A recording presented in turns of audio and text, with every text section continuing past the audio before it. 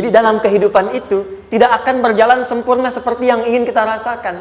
Selalu akan ada perbedaan pandangan. Ya, bahkan dalam kehidupan rumah tangga saja, ya maaf ya, Anda misalnya seorang istri mau ke sini saja mungkin masih bisa beda pandangan warna apa untuk jilbab yang dipakai. Ya, dengan suami bisa berbeda.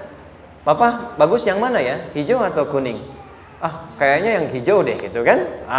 Enggak, kayaknya kuning deh gitu kan. Masih mending ada dua pilihan. Begitu dipakai, pink. Bisa berbeda. Anak bisa berbeda. Jadi kesan pertama yang ingin dibangun bahwa dalam kehidupan sudah pasti akan ada keragaman pandangan.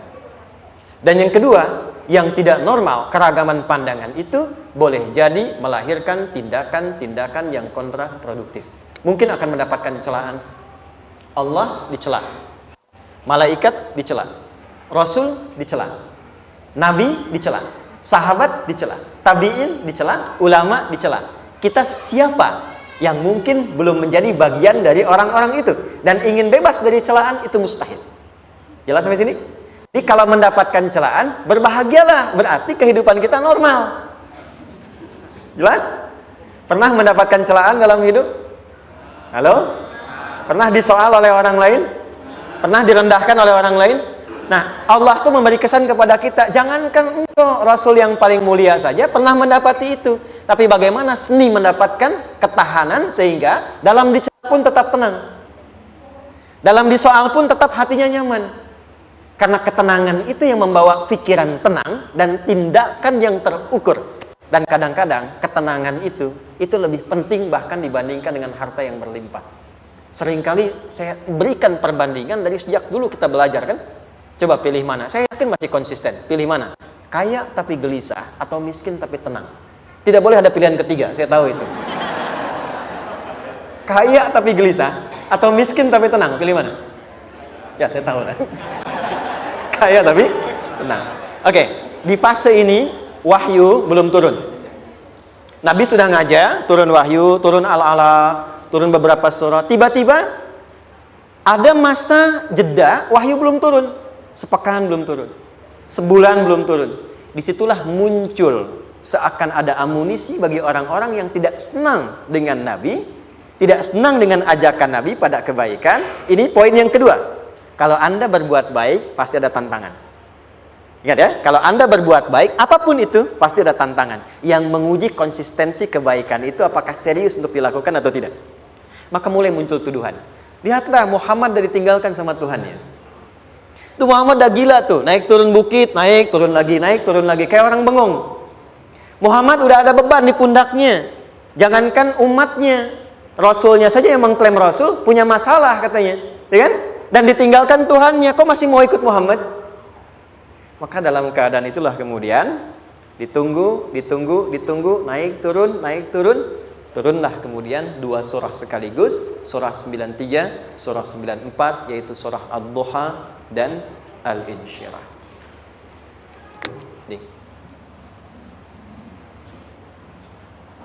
Oke. Ini materinya dahsyat ya. Penting sekali, saking pentingnya ini cepat habis tuh. Sekali lagi. Jazakallah khair. Ya, kelihatan ya. Baik, yuk pelan-pelan. Jadi turunnya surah Ad-Duha dan surah Al-Insyirah, hikmahnya satu atau fungsinya satu, memberikan petunjuk bagaimana mengatasi satu persoalan sesulit apapun, tapi masih dapat menghadapinya dengan keadaan yang tenang. Satu surah ini atau dua surah diturunkan untuk membimbing setiap hamba menuju kepada ketenangan hati. Dua, membangun kekuatan mental sehingga dalam situasi apapun dia tetap kuat mengatasi berbagai persoalan kehidupan. Nanti terapannya banyak, di bisnis ada. Nanti saya turunkan contohnya. Kadang-kadang ikut tender, sudah bagus, sudah menang, tapi proyeknya diambil orang. Ada yang begitu? Nanti ada ayatnya, ada. Nanti kita turunkan. Udah siap-siap, kan? Pengen melamar, ternyata keduluan orang, gitu kan? Udah siap-siap, pengen dapat ini, mau lulus, ternyata nilainya nggak seperti yang diharapkan. Muncul, ada, selalu ada demikian. Nanti kompleksitasnya banyak. Tapi dua surah ini kalau kita bisa kuasai artinya dengan baik, pahami dengan benar, maka akan ada sesuatu yang beda yang terasa dalam jiwa kita dan kesiapan mengatasi setiap persoalan dalam kehidupan. Yuk kita baca dulu ya supaya dapat keberkahannya dari dua surah ini. Saya bacakan, Anda ikuti ya. A'udzu billahi minasy syaithanir rajim.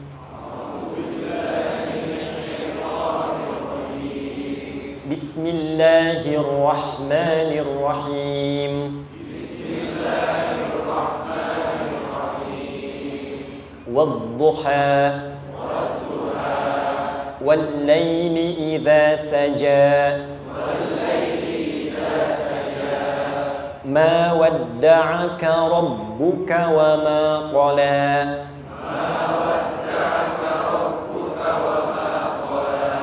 ما ودعك ربك وما قلى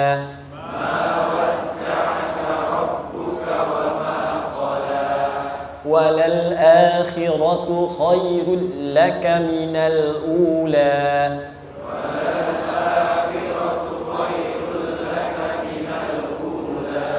ولسوف يعطيك ربك فترضى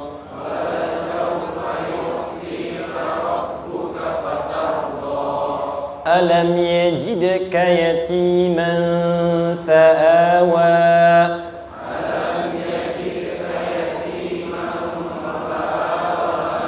ووجدك ضالا فهدى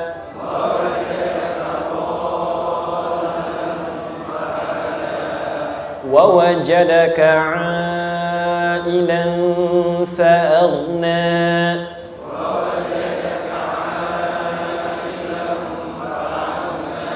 فأما اليتيم فلا تقهر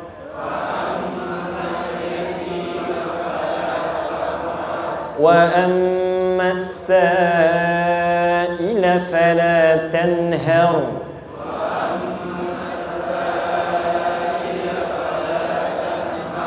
وأما بنعمة ربك فحدث.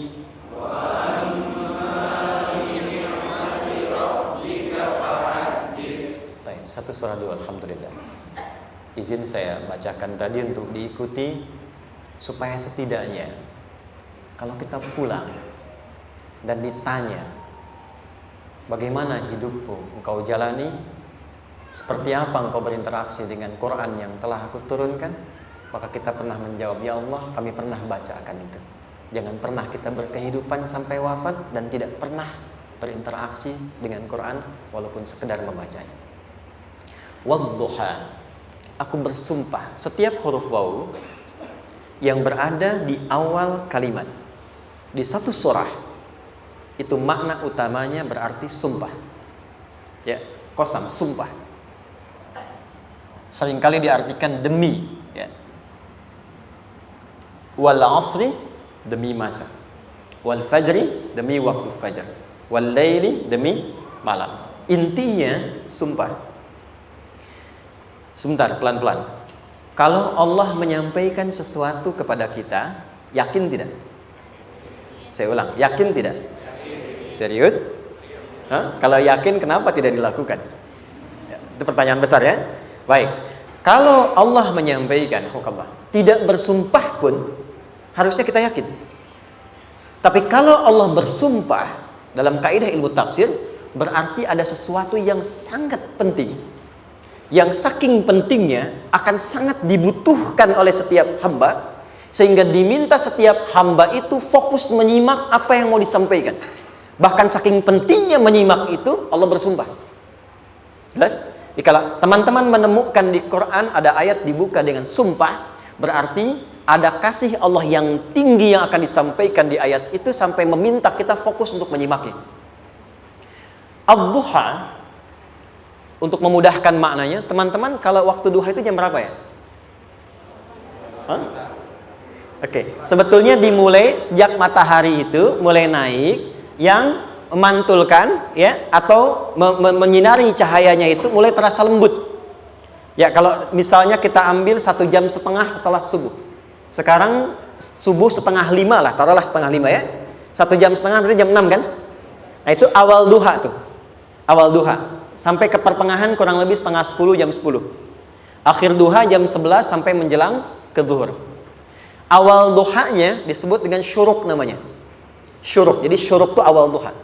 Kalau sudah jam 6 ada cahaya matahari ya. Enak nggak ke tubuh kita itu? Nyaman nggak? Jam 8 enak nggak kalau berjemur ya? Jam 9 enak ya? Nah, ini kata kiasan dalam bahasa Arab. Kalau kita merasakan sesuatu yang enak, nyaman, memberikan manfaat yang banyak, itu orang Arab sering memberikan kiasan dengan waktu-waktu tertentu. Di antaranya duha. Jadi kalau kita menemukan kalimat duha, jangan langsung diartikan ke waktu duhanya. Boleh jadi yang diinginkan adalah makna di balik itu, yaitu semua kenikmatan dan kenyamanan yang didapatkan. Cara mengartikan ini, wadduha, aku bersumpah, kata Allah, ya Muhammad, demi semua kenikmatan yang kau rasakan dalam hidup, seperti engkau merasakan kenikmatan cahaya duha itu. Jelas? Wal-laili idza saja, dan aku bersumpah, al-lail, lail itu apa? Malam. Baik, lail turunannya, layali jamaknya, lela, lili, lala, itu malam. Jadi kalau ada ibu leli, ibu malam-malam ya. Lail. Oke. Lail itu malam. Malam gelap nggak? Gelap. Tapi kalau gelapnya gulita, tidak ada cahayanya, gelap betul gitu. Gelap ya. Misalnya sedang kita dapati misalnya satu momentum padam lampu, padam semua, dan pas gerhana misalnya gelap sekali. Nah, itu bahasa Arabnya disebut dengan saja namanya. Ya, saja. Wal laili idza saja. Dan malam apabila telah gulita, zaman Nabi kan nggak ada lampu, ya, belum ada PLN, ya, dan seterusnya. Jadi gelapnya betul-betul gelap. Saya mau tanya sebentar, biasanya kalau situasi gelap itu mudah nggak menemukan benda tertentu? Melangkah mudah atau sulit? Tidak mudah untuk dilakukan kan? Dalam bahasa Arab, kalau kita ingin mengungkapkan satu kegamangan yang luar biasa, sampai kita merasakan gelap dan sulit melangkah. Bukan hanya karena nggak ada cahaya, mungkin karena ada pekerjaan tertentu yang menyulitkan, masalah tertentu yang menyulitkan, sehingga merasa seakan-akan kita tuh gelap. Makan nggak enak, melangkah susah. Pernah nggak merasakan situasi yang saking beratnya satu beban itu seakan-akan makan nggak mau, melangkahnya berat, ada vertigo, kadang-kadang pusing. Pernah merasakan itu? Itu bahasa Arabnya, wal-laili idza saja. Perhatikan kalimatnya, ya Muhammad sallallahu alaihi wasallam, aku bersumpah demi semua kebahagiaan dan kenikmatan yang engkau pernah raih, seperti merasakan kenikmatan cahaya duha. Dan mungkin persoalan hidup yang pelik yang membuat engkau merasakan kesulitan, seakan-akan merasa di suasana gelap yang gulita. Ma wadda'aka rabbuka wa ma qala. Tanamkan dalam jiwamu yang paling dalam, aku tidak akan pernah meninggalkanmu. Ada suami pulang dari pekerjaan, mendapati istri sedang termenung dan mengalir air matanya. Tiba-tiba suaminya datang mengatakan, hangat sekali pada istrinya, di sampingnya, membelainya dan mengatakan, "Ma, demi semua suka yang pernah kita lalui bersama, dan demi duka yang mengalirkan air matamu saat ini pun, tanamkan dalam hatimu yang paling dalam, Papa akan selalu bersama Mama dalam setiap situasi itu." Kira-kira para ibu merasakan itu bagaimana perasaannya? Masa sih? Tapi itu menarik loh. Menarik ya. Jadi kalau teman-teman ngaji surat Yusuf, di surat Yusuf itu laki-laki diilustrasikan dengan matahari, perempuan diilustrasikan dengan rembulan. Ya? Inni ra'aitu ahada asyara kaukaba wasyamsa wal qamara ra'aituhum li sajidin. Ayah, aku melihat bulan dan matahari serta 11 gemintang sujud hormat kepadaku. Jadi matahari diartikan itu sebagai laki-laki, suami, ayah. Kenapa disebut matahari? Diilustrasikannya, matahari itu kan menyengat dengan kuat. Kalau kita menjemur, mengeringkan pakaian, melindungi. Tipikal suami itu melindungi. Ada yang ganggu istri, sengat dengan kuat. Ada air mata yang mengalir, hei, keringkan itu sehingga tidak larut air mata mengalir di pipinya. Itu matahari. Sebaliknya rembulan. Rembulan itu kan enak dipandang, bukan bulannya ya, bukan bulannya. Kalau bulannya kan desainnya nggak sempurna baik terlihat, tapi cahaya rembulannya. tampil dengan indah, tampil dengan baik, enak dipandang, menenangkan, dan tidak tertukar. Jangan sampai ada istri jadi matahari, suami jadi rembulan. Jelas ya? Dengan kekuatan bulan aku menghukummu, ya kan? Itu salah. Oke. Tahan sampai sini, tahan. Lihat baik-baik. Saya berhenti sampai sini dulu. Kalau di Quran ada ayat menyebutkan, tidak spesifik orang yang disebutkan dan kapan kejadiannya, maka peristiwa itu akan terjadi dan dialami oleh kemungkinan generasi berbeda di setiap masa dengan tokoh berbeda tapi perasaan yang serupa. Sebaliknya, kalau disebutkan namanya, jelas identitasnya, kapan kejadiannya, maka peristiwa itu hanya akan menimpa orang tersebut dan tidak akan dialami lagi orang lain setelahnya. Saya tanya dulu yang akhwat, yang perempuan, kenal Maryam? Kenal, bagus. Kenal di mana? Maryam anaknya Imran, mengandung, melahirkan Isa alaihissalam, Yesus Mesias, tanpa disentuh laki-laki manapun. Dan di Quran identitasnya disebutkan langsung, Maryam binti Imran, wa Maryam ibnata Imran. Ini menunjukkan kesan bahwa yang mengandung dan melahirkan tanpa disentuh laki-laki manapun, itu hanya Maryam anaknya Imran. Ingat ya, mengandung, melahirkan tanpa disentuh laki-laki manapun. Bukan mengandung, melahirkan tanpa suami, kalau itu banyak dia. Ya, mengandung, melahirkan tanpa disentuh laki-laki manapun. Hanya Maryam binti Imran. Tapi kalau nggak disebutkan siapa orangnya, kapan kejadiannya, tidak detail disebutkan, ini artinya situasi itu akan dialami kembali oleh orang di masa depan dengan generasi yang berbeda tapi substansi yang sama. Pertanyaannya, pernahkah kita mengalami situasi yang sulit sampai seakan merasa gelap? Nah, baik, maka adab yang pertama, jika mengalami situasi seberat apapun dalam berkehidupan, maka dekati Allah Subhanahu wa ta'ala. Ini awalnya, dekati Allah. Apalagi kalau ada yang mengatakan ini nggak mungkin, ini nggak akan terjadi, ini nggak bisa. Kalau sudah ada tanda seperti itu tanda langsung dari Allah, supaya Anda diminta langsung mendekat kepada Allah dan tinggalkan semua makhluk. Karena Allah hanya akan mengabulkan langsung kepada Anda tanpa perantara siapapun. Itu yang terjadi pada Nabi Zakaria. Ini nggak mungkin, ini mustahil. Maka beliau langsung memohon kepada Allah dan langsung menyebutkan, ya Allah, saya minta darimu saja, tidak dari yang lain. Maka dikabulkan seketika. Jadi yang pertama, jika punya kesulitan sebesar apapun, seberat apapun, cepat dekati Allah. Maka di situ akan dijawab langsung oleh Allah, ma wadda'aka rabbuka wa ma qala. Hambaku, sepanjang engkau mendekat kepadaku, maka yakinkan dalam dirimu, situasi apapun yang kau rasakan, aku tidak akan pernah meninggalkanmu. Sudah? Satu? Paham sampai sini? Oke. Pelan-pelan ya. Saya belum bicara caranya. Saya baru bicara di awal motivasinya. Dekati Allah dulu, nanti caranya didetilkan di surah Al-Insyirah. Teruskan. Ma wadda'aka rabbuka wa ma qala. Walal akhiratu khairul laka minal. Perhatikan. Hei, seberat-berat bebanmu saat ini, ingat, satu saat akan tuntas. Dan ini pun ujian. Kalau sudah meninggal, gak ada ujian lagi. Dan nanti kehidupan yang sekarang, apapun yang kau pertentangkan, perdebatkan, perselisihkan, itu semua akan ditinggalkan. Jadi ternyata Allah mengungkap hakikat kehidupan dunia. Apapun yang diperselisihkan, tuh unik ya. Orang berselisih pada yang akan ditinggalkan. Aneh nggak? Ada orang berebut makanan, kan? Rebutan sampai berkelahi dan sebagainya. Pada akhirnya makanan yang diperebutkan itu pun akan ditinggalkan. Yang ini meninggal, itu meninggal. Jadi memperebutkan sesuatu yang pada akhirnya akan berakhir.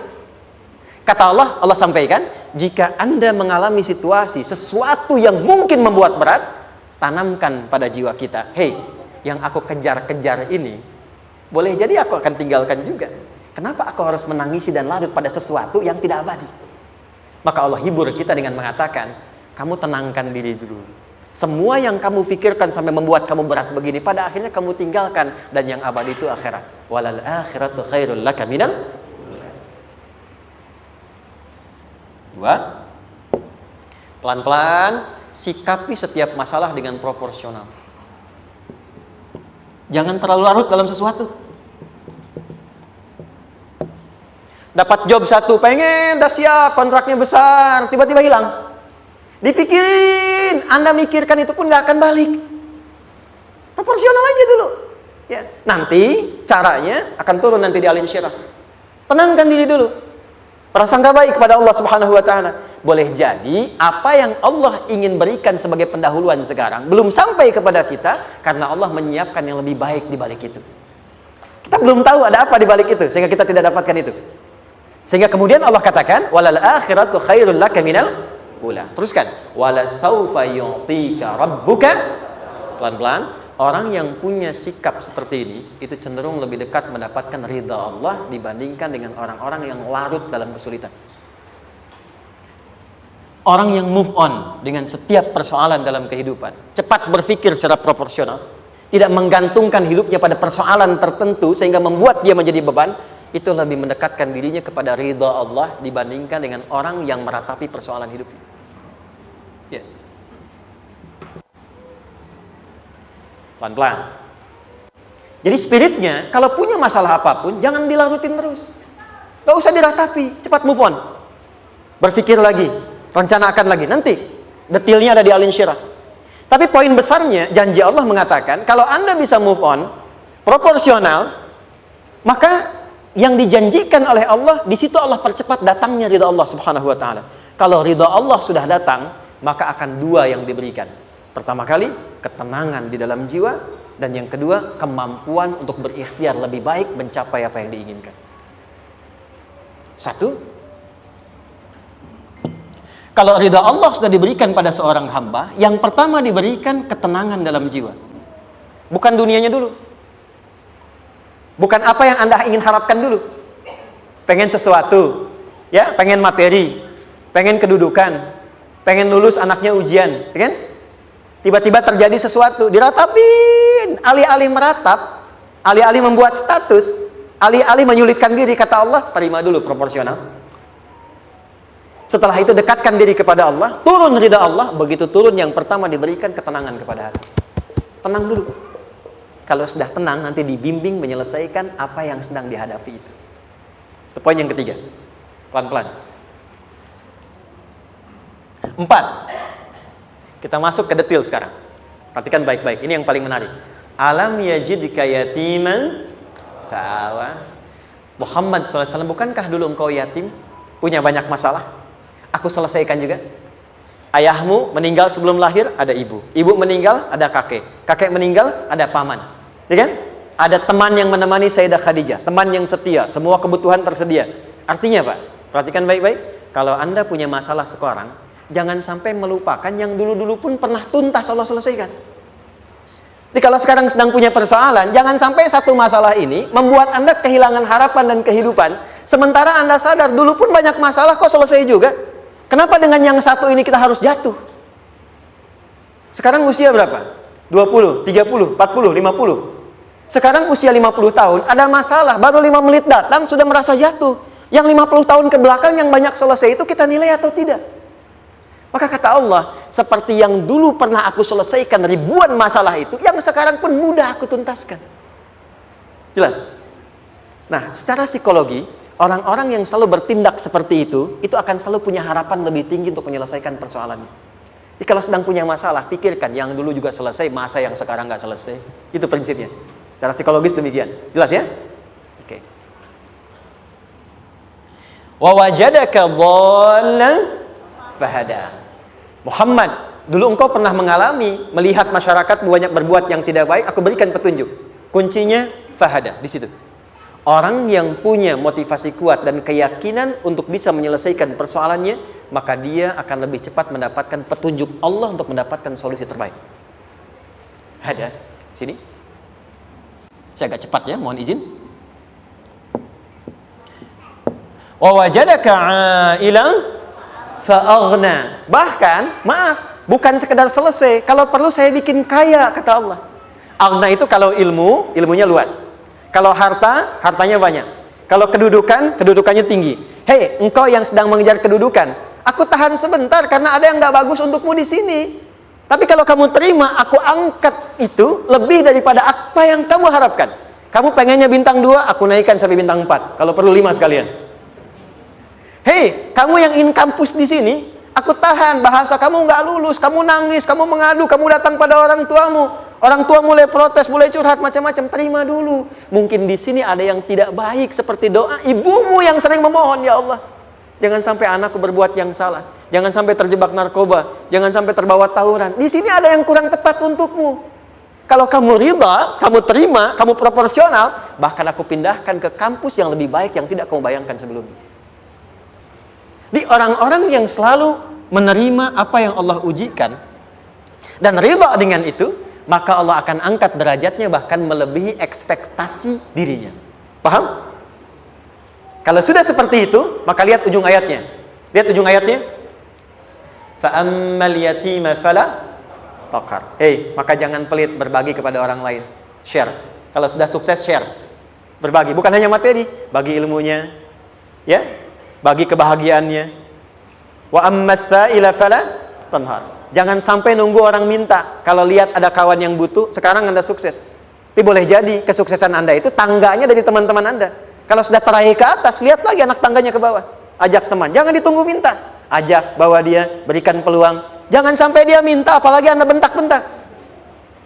Aku kan yang dulu bantu kamu. Jangan sampai keluar kata-kata itu. Kamu bisa naik di atas karena aku kan yang dulu bantu kamu. Kamu bisa jadi pemeran utama karena aku yang rekomendasikan.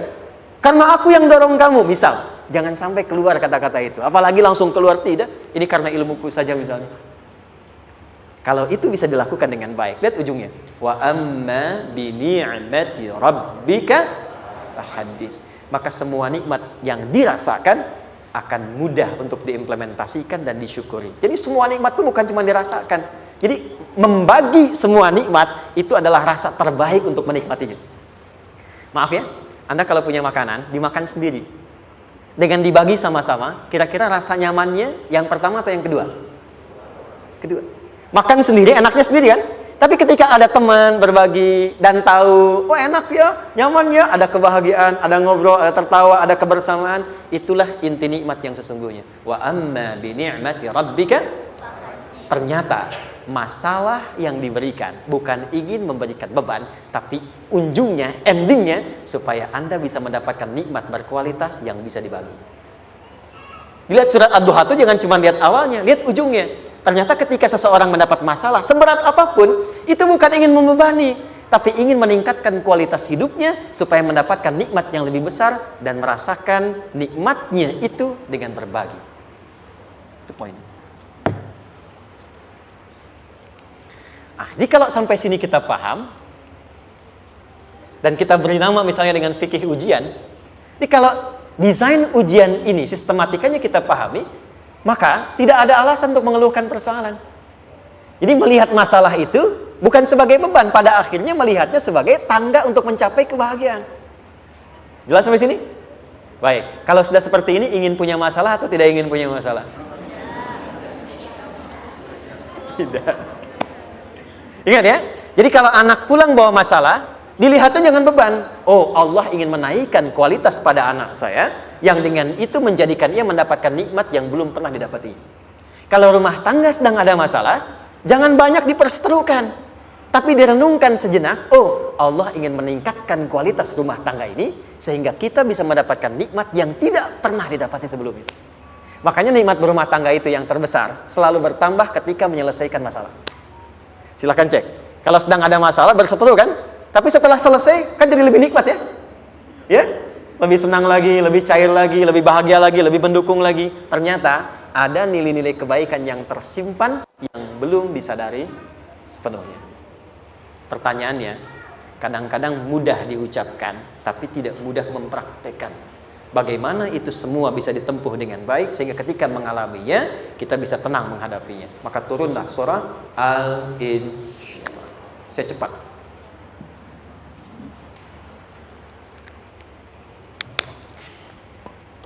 Teman-teman, ini apa? Kelas ya? Baik, pelan-pelan sedikit. Kira-kira volumenya besar kecil? Kecil ya? Baik. Kalau saya bandingkan dengan gayung, volumenya besar mana? Gayung ya? Baik. Kalau ini saya perlebar, sehingga bisa memasukkan apapun ke dalamnya, itu bahasa Arabnya disebut dengan insyirah namanya. Jelas? Meluaskan sesuatu sehingga terlihat lapang, sehingga memudahkan setiap hal masuk ke dalamnya. Itu insyirah namanya. Surah ini diberi nama dengan surah Al-Insyirah, yang berarti sesuatu yang lapang, yang tenang, yang nyaman. Yang diharapkan dengan keadaan hati yang lapang, nyaman, tenang itu, segala persoalan yang dihadapi dalam kehidupan akan mudah diterima dan tidak berdampak besar dalam menyikapinya. Maka bagaimana kemudian Allah memberikan turunan-turunan petunjuk supaya apa yang diharapkan ini bisa tercapai? Satu, izin mengilustrasikan. Saya kasih cerita sebentar. Ada seorang anak muda, kisah ini sangat viral, hampir setiap kita bisa mendapatinya. Datang kepada seorang kakek tua di sisi danau yang jernih sekali airnya. Dia berkeluh kesah tentang persoalannya. Dia katakan, saya punya masalah begini. Berat sekali terasanya. Kakek itu kemudian permisi, dia hanya membawa 2 genggam garam. Kemudian beliau bawa 1 gelas, ilustrasinya seperti ini. Dimasukkanlah kemudian garam itu ke gelas itu. Lalu diambil 1 gelas air yang jernih tadi dengan garam segenggam. Kata beliau, minum. Pemuda itu mengatakan, wah asin, minum aja dulu. Lalu ketika diminum, langsung ditumpahkan. Dia muntahkan, asin katanya. Lalu setelah itu kakek yang tadi melepaskan segenggam sisanya, dilempar ke danau tadi yang luas. Lalu diambil lagi dengan gelas yang sama. Sekarang minum. Bagaimana rasanya? Segar, enak, nyaman. Itulah hatimu. Kalau hatimu sempit sesempit gelas ini, maka masalah sekecil apapun akan selalu menghadirkan kesulitan seperti engkau menelan garam tadi. Tapi kalau hatimu luas, sebesar apapun masalah, tidak akan pernah berdampak pada dirimu kecuali engkau mampu menyusun rencana untuk mengatasinya. Kelapangan hati yang membuat diri kita mampu menerima persoalan apapun, itu yang disebut dengan insyirah. Makanya dulu tahun 90-an ada sinetron Hati Seluas Samudra gitu ya. Saya pernah tahu itu. Sama anaknya diapa-apain juga, masih aja ya menerima gitu. Dulu siapa ya? Jeremy Thomas dan lain-lain ya. Saya kira ada itu. Ya, saya kira itu ya. Saya pernah lihat sejenak ya. Saya jarang-jarang nonton itu. Pernah lihat aja. Saya senang riset. Jadi kalau riset itu ada riset dakwah, ada riset materi. Saya teman-teman yang musik gitu ya, saya tidak terlalu dekat dengan musik karena saya di Quran gitu. Tapi untuk mengetahui hukum musik itu bagaimana, saya riset. Sampai ke notasi saya tahu. C D F G A B C D F G D F G A B C D A B C D F G A F G A B C D E B C D E F G A B C D A B gitu kan ya? Ya, tapi kalau diminta piano, gitar, ini saya nggak bisa. Ya, tapi untuk menentukan hukum, nah kita bisa paham gitu. Misalnya boleh nggak baca Quran pakai langgam Jawa gitu kan? Nah, hukumnya apa? Nanti dari teori itu muncul. Ya, paham ya? Nah, oke, balik sini. Perhatikan baik-baik. 1, saya agak cepat. Ini ditafsir langsung turun Al-Insyirah. Yang pertama, alam nashrah laka sadrak wa wada'na anka wizrak allazi qadha dhahrak. Tahan sampai sini dulu, 3 ayat. Saya mulai dari ayat kedua dan ketiga. Perhatikan baik-baik. Wa wada'na anka wizrak allazi anqadha dhahrak. Artinya apa? Artinya satu beban yang diletakkan di pundak yang berpengaruh kepada semua bagian tubuh. Kita pernah melakukan atau melihat yang angkat beban ya? Beban kan semakin berat diangkat, semakin terasa ke bagian tubuh ya, ke semuanya. Nah, itu namanya wizrak alladzi anqadha dhahrak. Beban yang dipikul yang berat sekali sampai semua merasa. Makanya jadi satu ungkapan dengan mengatakan dia sedang memikul beban yang sangat berat. Sampai kepalanya pusing, tidur nggak nyaman, miring kanan, miring kiri. Itu namanya ya alladzi anqadha dhahrak. 1. Saya percepat, akan ada satu masa dalam hidup setiap hamba merasakan satu persoalan yang seakan-akan beban berat yang dipikul sampai merasa kesulitan dari ujung kepala sampai ujung kaki. Siapapun itu. Jujur ya, setiap kita tanyakan pada diri sendiri. Setiap kita yang ada di sini, saya yakin pasti pernah atau bahkan akan mengalami satu peristiwa yang merasakan beban berat sampai seakan-akan ujung kepala sampai ujung kaki merasakan sakitnya. Ada yang sudah mengalami atau bahkan nanti akan ada yang melalui. Perhatikan baik-baik. Teruskan ayatnya. Wa rafa'na laka. Perhatikan. Kalau ada yang sedang merasakan itu, yakinlah kata Allah, pada saat itu sesungguhnya Allah sedang mengangkat derajatnya dan meningkatkan kualitas hidupnya untuk mencapai sesuatu yang istimewa yang belum pernah diraihnya. Dari sini kita buat persamaan. Ujian. Perhatikan. Berbanding lurus dengan harapan, banding lurus dengan solusi nanti pada akhirnya. Fokus. Lulus di sini, insya Allah setiap persoalan akan lebih mudah untuk diatasi. Ujian, seberat apapun yang sedang kita alami, tidak akan pernah diberikan kepada kita oleh Allah, kecuali ternyata hikmahnya untuk mengabulkan harapan-harapan besar yang sebetulnya kita mintakan. Jujur ya, setiap kita kan sering punya permohonan ya, sering berdoa ya. Ya Allah minta ini, minta itu, minta ini, minta itu, gitu kan? Nah, cara Allah mengabulkan harapan kita itu, yang pertama, jalurnya lewat ujian. Karena semua kesuksesan itu, desain dasarnya adalah melewati ujian. Coba, anak-anak kita yang sedang sekolah itu, apa mungkin diwisuda dengan penuh kebahagiaan kalau nggak mengalami ujian? Lewat ujian dulu kan? Dia belajar dulu, ujian dulu, ngatasin soal dulu, lulus, baru wisuda. Apakah mungkin akan dapat IPK 4 yang diharapkan kalau tidak mengalami ujian? Belajar dulu, ya kan? Ada waktu, sempat dia bangun malam, siang, dan seterusnya, belajar, keringat, dan sebagainya, baru bahagia kan? Dan ternyata belajar itu untuk diwisuda. Sebab kalau kita tidak belajar, mustahil dapat wisuda. Kalau tidak lewat ujian, mustahil dapat ijazah. Karena ternyata harapan itu, hukum dasarnya dalam berkehidupan, bisa diraih dengan melewati ujian. Ini poinnya. Jadi mohon, kalau sedang mengalami sebuah peristiwa, dan kita harus menghadapi itu, coba renungkan. Sebetulnya pernah berdoa apa sampai kita mengalami itu, sehingga dengan jalan itulah sebetulnya Allah ingin mengabulkan harapan yang dulu pernah kita mintakan. Jelas? Oke, satu.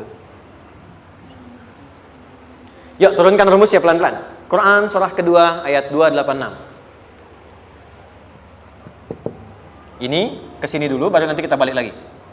2 Al-Baqarah ayat 286. La yukallifullahu nafsan illa usaha. Tahan sampai sini.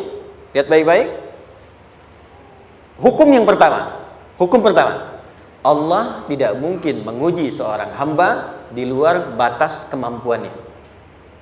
Jadi kaidah yang pertama tadi, kalau kita sedang diuji, sebetulnya ada harapan dan doa yang pernah kita mohonkan dan Allah ingin mengabulkan itu, jalan pertamanya adalah ujian. Tapi adilnya Allah, tidak akan pernah kita diuji kecuali sesuai dengan kemampuan kita. Jadi kalau nggak mampu, nggak mungkin diberikan ujian. Ingat ya, kalau tidak mampu, tidak mungkin diberikan ujian. Artinya harapan yang kita mohonkan pun akan sesuai dengan kemampuan kita. Jadi kalau kita minta sesuatu nggak mungkin bisa menggunakannya, nggak akan dikasih. Nah, balik ke sini untuk memberikan ketenangan kepada hati kita. Kalau sedang menerima persoalan, setelah kita mengatakan, oh ini mungkin ada harapan yang ingin saya dapatkan, jalannya lewat sini. Untuk memberikan ketenangan kepada hati, begitu persoalannya tiba, langsung katakan pada diri kita, saya pasti bisa menjalaninya. Mustahil saya diuji kalau nggak mampu menjalaninya. Itu bahasa singkatnya. Ingat ya? Kalau ingin mudah menyelesaikan persoalan, kata Quran, setiap ada ujian, langsung katakan pada hati kita, insya Allah bisa. Nggak mungkin saya diuji kalau saya nggak sanggup. Jelas? Dan tanamkan itu pada hati yang paling dalam. Ini nggak mudah. Kalau cuma disimpan di pikiran, jadi beban. Tapi kalau Anda tanamkan dalam hati, seberat apapun masalahnya, pasti saya sanggup, pasti saya bisa. Pernah lihat dulu ada acara 90-an Benteng Hattori? Oke? Benteng Takeshi ya? Takeshi ya, gitu kan artinya kan bisa jawab ya. Saya tahu Ninja Hattori mendaki gunung lewati lembah, ya tahu ya. Son Goku, Son Gohan, apa? Saya tahu itu. Son Goku, Kamehameha, Piccolo itu yang nulisnya Suzuki Watanabe, saya tahu itu. Benteng Hattori, balik lagi ya. Benteng Takeshi ya. Puncaknya kan main pakai itu kan, pakai tank ya dan sebagainya. Tapi pernah ingat gak satu episodenya itu? Begitu akan bertarung, kan selalu ada motivator di sampingnya itu mengatakan, ayo, kamu bisa, gitu kan? Dia nggak ngaji Quran tuh. Kita punya ayatnya. Pernah nggak? Buka lagi ya dulu ya. Oke. Korea, kenapa bisa nyusul Jepang? Salah satunya, waktu Jepang itu maju, setiap di Korea itu ditanamkan dari mulai anak-anak TK-nya. Kita harus lebih daripada Jepang. Sejak anak-anaknya TK. Itu ditanamkan betul. Kita bisa, kita dari TK. Sehingga ketika di sana bikin Honda, sini Hyundai. Hyundai kan dibacanya Hyundai, ya kan? Sana Honda, sini Hyundai gitu. Di apapun yang dibuat Jepang, Korea harus lebih unggul. Itu ditanamkan dari awal. Bisa. Kita itu sekarang punya ayatnya. Jadi kalau sedang punya masalah seberat apapun, katakan pada diri kita, insya Allah bisa. Gak mungkin diuji kalau nggak sanggup. Bisa insya Allah. Bisa. Kenapa mah? Bisa. Jelas? Oke. Sudah di situ teruskan. Lanjutkan. Warafa'na laka dzikra. Teruskan. Fa inna ma'al usri. Nah, ini poin terbesarnya. Fa inna ma'al usri yusra. Fa huruf yang menunjukkan sesuatu berlangsung dengan cepat. Inna di ilmu nahwunya berbunyi begini, di gramatikal bahasa Arab. Harfu nasbin wa taukidin. Tansibul isma wa tarfa'ul khabara. Mabniyun 'alal fathi la mahalla lahu min al-i'rabi.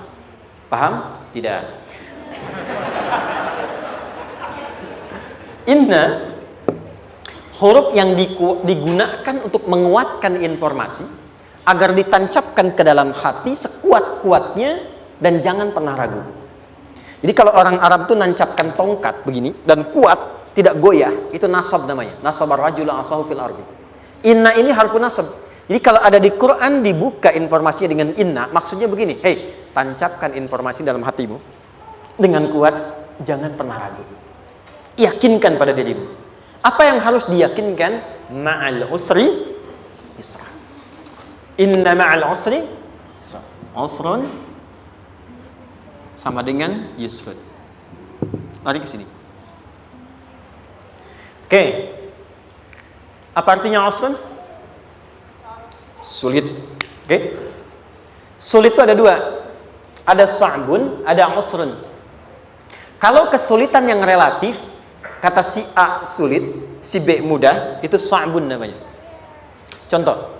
Kata si fulan, bahasa Jepang susah. Padahal kata yang lain tidak. Saya ke Jepang, anak-anak kecil begini bisa bahasa Jepang, gitu kan? Bagi mereka mudah, gitu ya. Saking mudahnya gitu. Kata shiwa, gitu. Anak-anak kecil, bagi mereka mudah, bagi kita belum tentu. Itu sa'bun. Inna lughatal yabaniyah sa'bah. Relatif. Tapi kalau kesulitan yang sifatnya mutlak, semua orang mengatakan sulit. Maaf, bawa mobil, sulit atau mudah? Bukan mengendarai ya, bawa mobil, bawa. Sulit ya? Baik, sepakat sulit semuanya. Nah, itu dalam bahasa Arab dikenal dengan usrun. Kesulitan yang semua sepakat bahwa itu susah. Sulit, semua sepakat. Dan ketika ada orang bicara, aku sedang punya masalah begini. Semua mengatakan, wah itu nggak mudah. Itu usrun namanya. Lawannya, kemudahan yang relatif disebut sahlun. Tapi kemudahan yang semua sepakat bahwa itu mudah, itu yusrun namanya. Mengangkat spidol, semua mengatakan mudah, ringan, itu yusrun namanya. Perhatikan, Allah tidak memasangkan sa'bun dengan sahlun, tapi memasangkan usrun dengan yusrun. Orang-orang yang punya keyakinan kuat, setiap persoalan itu akan selesai, dan dia mengatakan pada dirinya, aku bisa melewatinya, maka perhatikan kalimatnya kata Quran, inna ma'al usri yusran. Sesulit apapun masalah yang sedang dia alami, maka Allah akan datangkan solusi semudah-mudahnya yang bisa dia nikmati. Dengan kata lain, kalau kita bawa ke bahasa psikologi, kalau sedang menghadapi persoalan seberat apapun, selain kita mengatakan ini pasti bisa saya lalui, saya insya Allah sanggup mengatasinya, katakan pada diri kita, ini pasti selesai, pasti ada solusinya, pasti mudah. Katakan. Walaupun memang solusinya belum datang, tapi tenangkan pada diri kita dengan mengatakan inna ma'al usri yusra. Bahasa psikologinya, katakan pada diri kita ini pasti selesai. Nggak mungkin nggak selesai, pasti ada solusinya, pasti mudah. Itu lebih memberikan harapan pada diri kita untuk menuntaskan persoalan dibandingkan dengan meratapinya. Jelas? Teruskan. Fa inna ma'al usri. Kalau masih ragu kata Allah, katakan lagi sekali lagi. Sampai hati kita merasa nyaman. Jadi kalau sedang punya persoalan seberat apapun, tanamkan pada diri kita, pasti selesai. Belum nampak, insya Allah pasti selesai. Gak mungkin diuji kalau nggak ada solusi. Itu lebih memberikan harapan. Setelah itu, fa'idha faraghta, mitigasi masalahnya, mitigasi persoalannya. Tuliskan, ini masalahnya apa? Rumah tangga. Apa saja misalnya, dia ada suami, ada istri, ada anak-anak. Masalah ada di mana? Kadang-kadang benangnya jadi kusut karena satu-satu nggak segera diselesaikan. Maka kata Al-Quran, fa'idha faraghta, satu-satu mitigasi dulu. Satu masalah di sini, lihat di suami, lihat di istri. Kalau pekerjaan, masalahnya apa? Sebelum bercabang kemana-mana, petakan. Apakah rekanannya? Apakah relasinya? Apakah kemampuannya? Apakah manajerialnya? Apakah marketingnya? Mitigasi, kotaki semua, selesaikan satu-satu. Setelah itu, apa yang dilakukan? Wa ila rabbika, tawakal sepenuhnya kepada Allah untuk menentukan hasilnya. Tawakal itu yang paling mahal.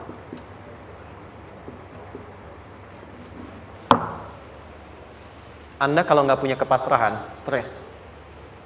Karena selalu memikirkan apa yang mau dikerjakan dan selalu orientasi pada hasil. Kita punya tawakal. Kalau kita mampu menyerahkan sesuatu, gini, di sini ada orang yang paling jago misalnya main basket. Ada pertandingan basket. Begitu dibuka, udah tim musyawarah serahkan aja pada si fulan. Kan? Dia yang paling jago, dia. Bukankah dengan menyerahkan itu bukan hanya kita berikan sebuah tugas, ya kan? Tapi dengan itu ada kelapangan tersendiri kan? Yakinlah sukses, ini paling hebat. Pernah ada perasaan gitu? Sekarang, siapa yang paling mampu menguasai? Siapa yang paling hebat menyelesaikan segala hal?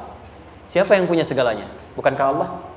Orang-orang yang punya tingkat tawakal yang tinggi, maka satu, dia akan lebih stabil keadaan mentalnya dan tidak akan pernah gelisah dengan kekecewaan. Nggak ada kecewa. Karena tawakal itu kalau sudah kepasrahan pasti menerima hasil. Kalau sudah tawakal, terserah Allah tetapkan apa saja. Mau dapat sekarang, dapat besok, dapat nanti. Puncak yang paling tinggi, tugasmu hanya berikhtiar semampu yang bisa dilakukan. Selanjutnya, biarkan Allah menetapkan apa yang menjadi bagian dari maslahat kehidupan kita. Saya tutup. Cara Allah menjawab harapan kita ada 3. 1.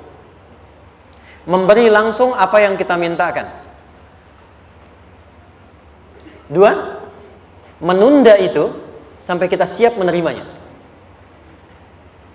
3. Mengganti apa yang kita inginkan dengan apa yang kita butuhkan.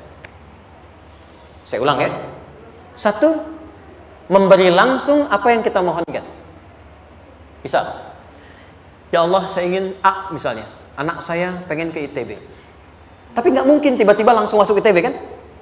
Pasti lewat ini dulu kan? Ada ujian dulu, ikut tes dan seterusnya diterima sesuai. 2, kadang menunda sesuatu sampai dia sanggup menjalaninya. Anda punya anak usia 5 tahun, pengen diberikan motor. Anda mampu untuk memberi motor, dikasih nggak? Tidak. Sampai dia sanggup mengendarai motor, baru Anda berikan. Terkadang ada yang kita minta sekarang, tidak didapati sekarang. Tapi ternyata tahun depan kita dapat. Kita harus sadar bahwa anugerah yang kita dapatkan tahun depan itu sebetulnya adalah hasil doa kita di tahun ini. Pernah dengar nggak kisah viral? Nabi itu berdoa baru dikabulkan setahun setengah. Setahun 6 bulan. Padahal itu Nabi loh. Kiblat pertama kita kemana? Palestina kan? Baitul Maqdis kan? Nabi berdoa, mohon terus nengok ke langit. Al-Baqarah 144, minta, jawabannya turun setelah setahun setengah, setahun 6 bulan. Ada yang mengatakan di tafsir setahun 8 bulan, baru dikabulkan setelah setahun setengah. Padahal kurang soleh apa Nabi? Nabinya siap, mungkin umatnya yang belum siap. Nabinya siap, tapi ada tantangan di masyarakat yang tidak mudah, yang mungkin bisa meruntuhkan dakwah, baru dikabulkan setahun setengah. Ketika semua umatnya sudah bisa siap menerima itu. Boleh jadi apa yang diminta orang tua sekarang terkabulnya mungkin belasan puluhan tahun pada anaknya yang nomor sekian. Tahu Imam Syafi'i? Imam Syafi'i itu kan nama aslinya Muhammad. Bapaknya Idris. Kakek yang ke atas, yang ketiga namanya Syafi'i. Kenapa disebut Imam Syafi'i? Dinisbatkan pada kakek yang ke atasnya. Ternyata kakeknya ini seorang ulama besar, saleh, memohon kepada Allah. Setiap di keturunannya ada yang bisa menggantikan lebih soleh, lebih baik lagi. Ternyata yang didapatkan bukan dari anaknya, tapi generasi keturunan yang kesekian. Anda belum sekarang bisa hafal Quran. Misalnya, Anda bermohon, berdoa, boleh jadi yang hafal, mungkin bukan di anak, bisa di cucu, bisa di bagian keluarga yang lain. Maka, terkadang tawakal itu tidak hanya memberikan hasil yang cepat, tapi memberikan keindahan yang terasa tertunda, tapi melengkapi kebahagiaan yang dirasakan. Penutupnya, boleh jadi minta ke ITB, diterimanya di Unpad. Minta motor, dapatnya mobil. Kalau itu senang, luar biasa. Minta mobil, dapatnya motor, gitu kan? Ternyata kadang-kadang di sini yang terakhir, saya tutup, Allah mengabulkan apa yang kita butuhkan, bukan apa yang kita inginkan. Anak Anda sakit, dibawa ke dokter, kata dokter jangan dulu makan jeruk. Maka Anda pulang, dia minta jeruk, Anda berikan apel. Saya nggak mau apel mah, saya pengennya jeruk. Nggak apa-apa nah, ini apel rasa jeruk misalnya kan? Anda berikan. Ternyata apa? Bukan ingin menyakiti dan tidak mengabulkan keinginan anak, tapi lebih memberikan apa yang dia butuh. Kadang-kadang maaf ya, teman-teman mintanya proyek A, udah capek, di situ nggak dapat, dapatnya di yang lain. Teman-teman, itu Allah berikan sebetulnya hasil ikhtiar Anda yang sebelumnya. Cuma dikasih yang lebih baik, yang tidak Anda pernah bayangkan maslahat.